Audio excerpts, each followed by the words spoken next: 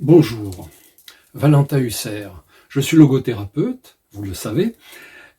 Plusieurs de mes abonnés et de mes patients me demandent de parler un petit peu plus de logothérapie. La logothérapie, thérapie, pédagogie, philosophie, manière de faire en thérapie, est orientée vers le sens et les valeurs. C'est ainsi que Viktor Frankl, le fondateur, psychiatre autrichien qui a passé par les camps de concentration, l'a défini. Il y a en nous 3 dimensions dans notre existence. La souffrance, la culpabilité et la mort. Il appelle ça la triade tragique qui affecte toutes les existences humaines et même au-delà. Pour faire face à cette triade tragique, il y a en nous la volonté de sens. Il y a en nous la liberté de la volonté et il y a en nous la recherche du sens de la vie. Et pour aller vers quoi? Pour aller vers la triade heureuse, la joie, la paix, la foi.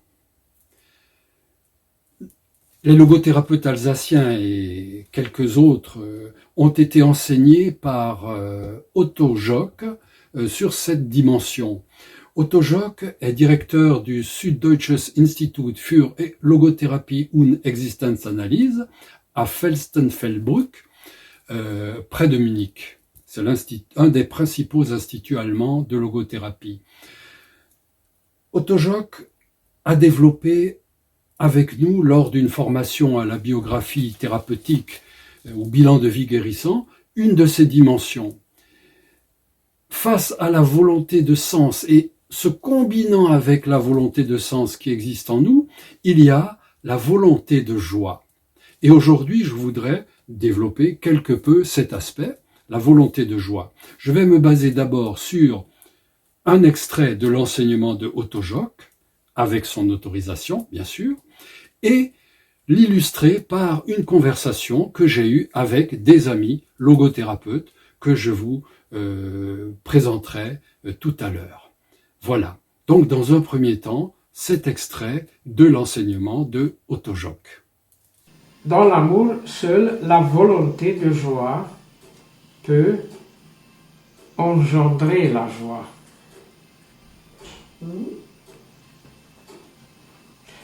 La volonté de joie est un vouloir mâle qui a besoin d'une épouse, l'amour. Donc, pour expliquer, la volonté est masculin, c'est une force masculine. L'amour, c'est une force féminine. Mais tous les deux ensemble donnent la totalité. Sans l'amour, la volonté de joie serait semblable à un proscrit sans repos. L'amour seul lui confère un but et une direction sûre. L'amour établit l'équilibre entre les pôles opposés. Tu as expliqué un peu ça avec la croix et avec le dynamique d'équilibre qu'on cherche toujours, c'est un peu la même chose. L'amour assigne sa place à tout ce qui est petit dans ce qui est grand. L'amour assigne sa place.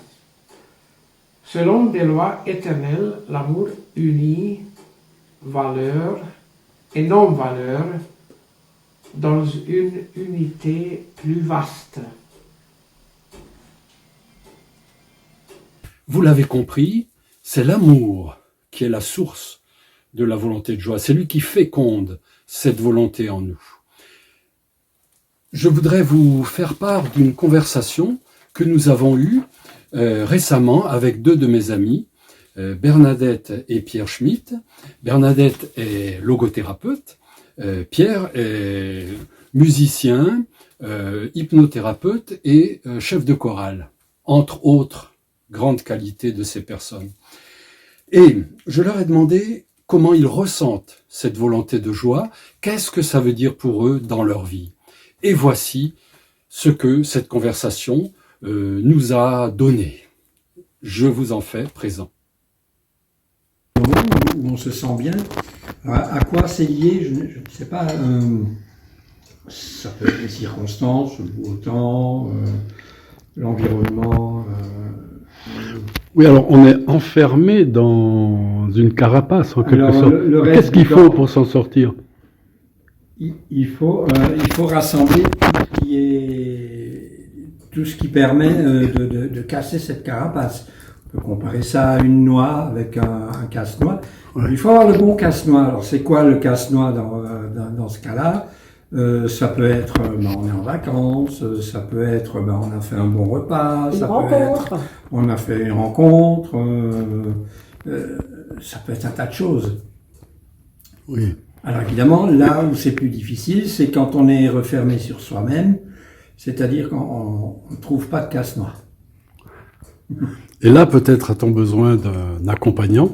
C'est ça. Voilà, un logothérapeute. C'est là qu'il faut un accompagnant pour manier le casse-noix. Et le bon. Et parfois, il doit chercher le bon, mais parfois, il ne trouve pas. Oui. Et pour trouver dans quel état faut-il arriver à la suite? Qu'est-ce qu'on peut espérer, Bernadette? Qu'est-ce qu'on peut espérer? Oui, à quoi peut-on viser d'arriver? Mais c'est très, c'est très modeste et c'est très intime. Et c'est très personnel. C'est un état d'harmonie intérieure qui arrive à un moment, dans certaines circonstances, avec certains vécus, ou certaines personnes, ou seul, ça dépend. Ça ne se commande pas. À un moment donné, on constate simplement qu'est-ce qu'on est bien et qu'est-ce que la vie est bonne. On n'arrive peut-être même pas à analyser, ça ne s'analyse même pas. Ce qui s'analyse, ce sont les circonstances, ce sont les actes qu'on a posés, etc.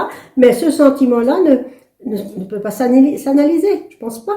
Et c'est un sentiment d'unité. On est une unité. On est bien. On se sent relié au monde et on se sent bien avec soi. Bien avec soi, relié à soi-même en profondeur. Voilà. Mais on ne peut pas être lié à soi sans être lié au monde, forcément.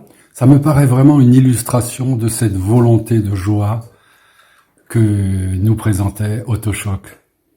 Oui, cette joie. Tu veux dire que nous avons consciemment ou inconsciemment cette volonté de joie, mais qu'on ne peut pas en décider. On ne peut pas en décider, on peut décider des circonstances sur lesquelles on se met. On peut décider, oui, des moyens qu'on se donne, mais on ne sait pas, comment dire, si on ne l'a jamais ressenti, on ne peut pas vouloir cet état, parce qu'on ne sait pas ce que c'est. Une fois qu'on l'a connu, on essaye de le retrouver. Et on peut, à ce moment-là, engager une dynamique, ça peut se faire consciemment, inconsciemment, engager une dynamique pour retrouver des circonstances qui permettent de retrouver cet état. Voilà, donc il y a une prise de conscience à un moment donné. Oui, oui. Prendre conscience, qu'en pensez-vous? De cet état dans lequel quelque chose va arriver, comme le casse-noix que vous évoquez, qui, au moment où ça craque, qu'est-ce qui se passe? Un peu comme une fleur qui éclot, quoi. Quelque chose qui s'ouvre. Mais on peut provoquer ça il suffit de s'asseoir sur une chaise, dans un fauteuil, et puis d'essayer d'évoquer des bons moments qu'on a eus. Et je comparerais ça un petit peu à une forme d'auto-hypnose, c'est-à-dire qu'on peut se remettre soi-même dans cet état en repensant à des bons moments et en cultivant ce genre d'activité, parce qu'on peut considérer ça comme une activité. On peut se retrouver régulièrement soi-même. Ça demande qu'on prenne une certaine distance par rapport au brouhaha du véhicule de tous les jours. Ça demande des moments de calme. Ça demande qu'on prenne le temps. Si on ne se le donne pas, personne ne nous le donne. Et peut-être l'envie de partager avec les autres, comme nous sommes en train de le faire en ce moment. Voilà, c'est ça. Parce qu'on n'est jamais avec, on est avec soi tout seul, mais en étant seul, on est toujours avec les autres. Personnellement, c'est à ces moments-là, je me sens reliée à tout le monde. Je ne me sens pas seule du tout, même si je suis physiquement seule. Je me sens reliée à tout le monde, à tous ceux que j'aime, à tous ceux que, oui, qui me paraissent, comment dire, positifs envers la vie, qui aiment la vie. Je me sens reliée aussi à ceux qui ont un peu plus de mal et que je connais bien. On se sent relié. Et peut-être est-on relié avec toute l'humanité. L'humanité est une. Oui, c'est ça. On ressent une unité à la fois intérieure et une unité beaucoup plus large dans laquelle on est inscrit. Et ça, c'est un sentiment qu'on ne commente pas. Il arrive ou il n'arrive pas. Il arrive ou il n'arrive pas. Pourtant, il faut y être ouvert. Et peut-être est-ce simplement là, cette manifestation de la volonté de joie, c'est d'être ouvert à ce qui peut émaner de nous. C'est ça. C'est ça. Et une fois qu'on sait faire, enfin une fois qu'on a fait cette expérience, on a envie de la refaire. Ce n'est pas une addiction, puisque ça nous relie à tout le monde, ça nous relie à soi. Ce n'est pas pour oublier tout ce qui va mal, mais c'est pour faire vivre ce qui va bien, ce qui allait bien et ce qui sera bien. C'est une joie créatrice, c'est un sentiment qu'on a à un moment donné, mais cette joie elle-même, elle est créatrice d'autres moments et elle est créatrice d'autres circonstances pour soi ou pour d'autres, pour trouver cet état-là. Elle n'est pas repliée sur elle-même. Il y a une fécondité de cette joie. S'il n'y a pas de fécondité, c'est pas de la joie, c'est de l'évasion. Peut-être même dans le plaisir, pour combler le vide existentiel qu'évoquait Viktor Frankl, le fondateur de la logothérapie. C'est du plaisir, le plaisir. Il y a du plaisir. On est bien avec soi, on est bien avec son corps à ce moment-là. Il y a vraiment du plaisir, à tous les niveaux. Mais ce n'est pas en additionnant les plaisirs qu'on obtient cette joie. C'est un sentiment unifiant de tous ces plaisirs. Je dis fil. Cette volonté de joie. Oui, de fil qui traverse la vie. On ne peut pas accorder, de l'attention à la qualité de la vie d'un côté et pas de l'autre. Tout finit par se rejoindre sur le même fil. On ne peut pas, manger, boire du très bon vin, manger des très bons produits et d'un autre côté, mâchonner du plastique, quoi. C'est pas possible. On unifie aussi cette vie autour d'un fil. Tu trouves pas, toi? Tout à fait. Hein? On devient exigeant en qualité. On consomme certainement moins, mais mieux. Et plus simple aussi, sans doute, j'en sais rien. Mais je crois que c'est ça. Et on est attentif à tout ce qui est, tout ce qui fait notre vie. Il faut une qualité. Et aussi dans les relations. On ne veut plus se contenter de relations, très, très sporadiques et très, se contenter de ça. Ça va vers un respect de l'autre, vers une attente et vers une attention. C'est un peu...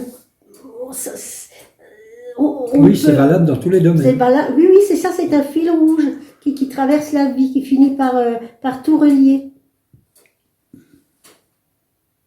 Des lectures, on recherche la qualité, c'est une recherche de qualité. Et donc une recherche de respect de tout ce qui nous entoure et de soi-même. Est-ce que ce serait un des aspects de honorer la vie? Oui, mais c'est ça. Faire honneur à la vie, oui. C'est quoi honorer la vie? C'est faire en sorte qu'elle soit digne. Que soit digne dans ce que nous faisons, dans ce que nous vivons, que nous soyons dignes du cadeau qu'on nous a fait au départ. Si on admet, tout le monde n'est pas d'accord, mais si on admet que la vie est un cadeau et non pas un fardeau, même si elle l'est parfois, mais en gros, elle est un cadeau qu'on nous a fait, qu'est-ce qu'on en fait? On ne peut pas ne pas le respecter, quoi. Donc ça nous donne Ça nous donne une responsabilité vis-à-vis de nous-mêmes, de notre entourage, du monde en général. C'est ça qui fonde notre responsabilité. Hein. C'est ce cadeau qu'on a eu. Merci beaucoup. Voyez, la logothérapie est la psychologie des hauteurs. Et en même temps, elle s'incarne dans nos vies, au cœur de nos vies, dans nos réactions les plus intimes et les plus quotidiennes. Cette conversation vous l'a montré, j'espère. En tout cas, personnellement, cela m'a touché. Alors j'ai envie de vous demander, et vous, que ressentez-vous? Qu'en pensez-vous? Qu'est-ce qui vous inspire? Quelles sont vos questions, vos suggestions, vos remarques? S'il vous plaît, mettez-les en commentaire, je répondrai et nous répondrons à toutes vos questions. Et puis, comme toujours, mettez un pouce bleu, abonnez-vous si ce n'est pas déjà fait, parce que le sujet n'est pas clos. Il y a encore beaucoup à dire. Et de toute façon, j'espère que vous aurez trouvé aujourd'hui, dans ces messages, une goutte de joie. Merci.